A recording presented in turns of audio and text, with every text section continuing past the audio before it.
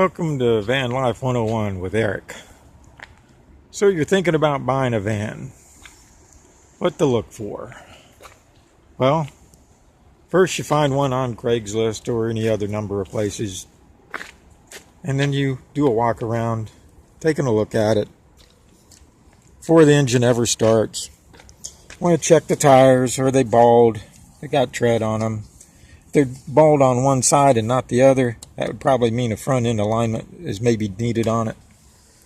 Or they could have swapped out tires and just put crappy tires on it to sell it. You want to check the engine coolant levels. Should be some fluid in there. And while it's cold, you want to check the radiator. Open that up. And you want to see if there's any kind of heavy residue like sand or any that kind of crap in there, because that would indicate that there's probably a leak in there somewhere and they put something in there to seal the leak with. On an old van, that could be a good thing or a bad thing. I want to get rid of tree limbs out of there. On belts, you want to look at your belts. This is a fairly new belt. So you don't want to see any major fraying or cracking or anything on your belts. On your fan, you don't want it to be super wobbly. On this model, which is a 4.3 engine Chevrolet, if it wobbled a lot, that would indicate probably a bad bearing or it's just not bolted on right. But that would be something you'd need to look at. Over here, this is your alternator on this model. It's a new alternator. I put that on there myself. Down in underneath the alternator is the power steering. And that has a fluid level you'd need to check on it too. On the oil here, you want to check this before you start it up and see that it has a good level. On the transmission fluid, before it starts up, a good thing to do is pull it out and see if you can visibly see any transmission fluid on it. That would indicate that it probably has a good level in it. However, after you start it up, let it warm up and put it in park and check it again, park or neutral. This is your brake master cylinder, and of course you'd want good brake level in there.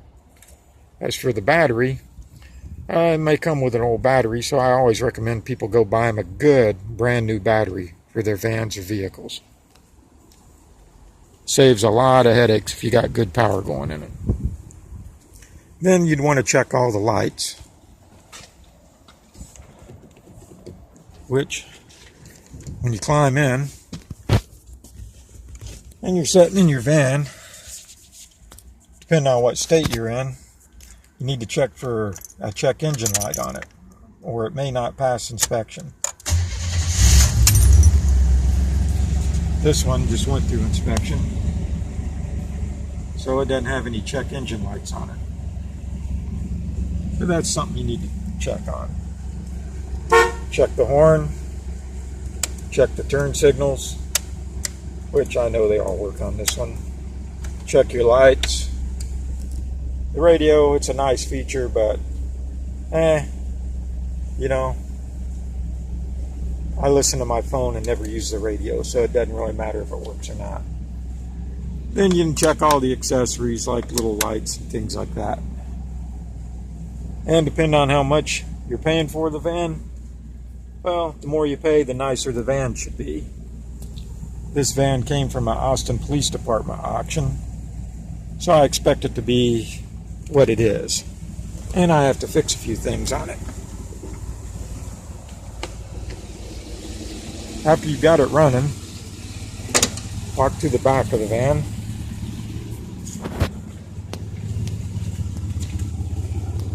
to where the exhaust comes out, and feel down here to see if you feel any moisture, dampness. You know, it could be condensation a little, you know. But mainly what you don't want to see is heavy black smoke.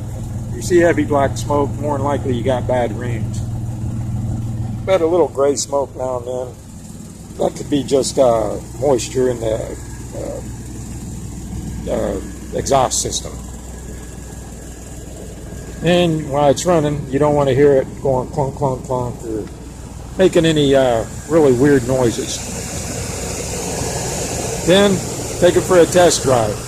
Test the windshield wipers. Test the heater and the air conditioning if those things are important to you. Some old vans, people don't care. And just give it a good eye over. Take your time. Don't let anybody rush you. The more time you take, the more you know about the vehicle.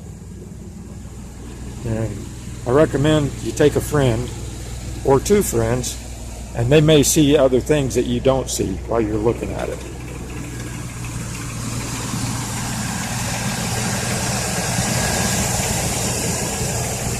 I'm hearing a rattle right now, but you hold this, the rattle goes away. So it's just this. So if you're by yourself, you may not catch that.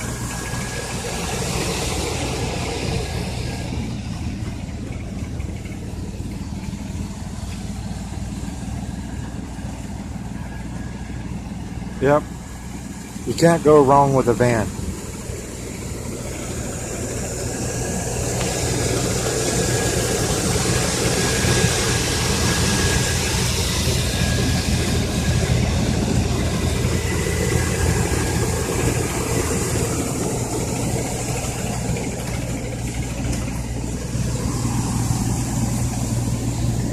It looks like I need to oil that up a little.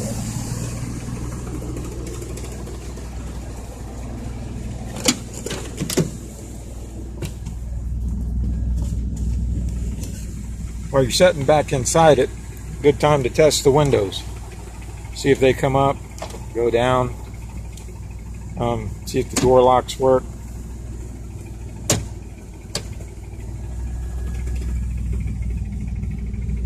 See if it's got a good rear view mirror on it. Just various things. Vans, almost all vans have a cover. On this one, it's got a carpet piece over the top of it. But you can pull that cover and pop that thing. If you're really an in-depth looker, then I'd say go ahead and do all that. If you're going to do a tune-up on it when you take it home anyway, do it then. If it's running good enough to drive, well, then you've probably got plenty of time to do a tune-up on it, and you can worry about putting the cover off. On some vans on these covers, there'll be connectors up in there and down here. On other vans, you actually have to go in underneath the hood to pull the cover, and they'll be down in this area and down in that area. There'll be adjuster screws that tighten up the lid. You'll need to undo those before you can take the lid cover off. Just depends on the van model and the style and the manufacturer.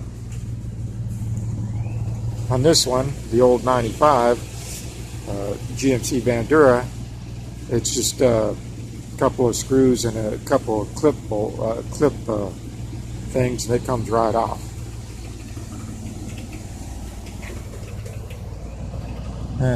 Somebody making a comment about my old vans.